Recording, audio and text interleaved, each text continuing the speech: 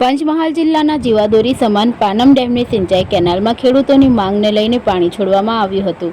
પંચમહાલ, મહીસાગર અને વડોદરા જિલ્લાના ડેસર તાલુકો મળીને 100 કરતાં વધુ ગામના ખેડૂતો ખેતી માટે જરૂરિયાત મુજબનું પાણી પંચમહાલ જિલ્લાના જીવાદોરી સમાન પાનમ જળાશય, પંચમહાલ, મહીસાગર અને વડોદરા જિલ્લાના ડેસર તાલુકો મળીને 100 કરતાં વધુ ગામના ખેડૂતો માટે આશીર્વાદ સમાન છે।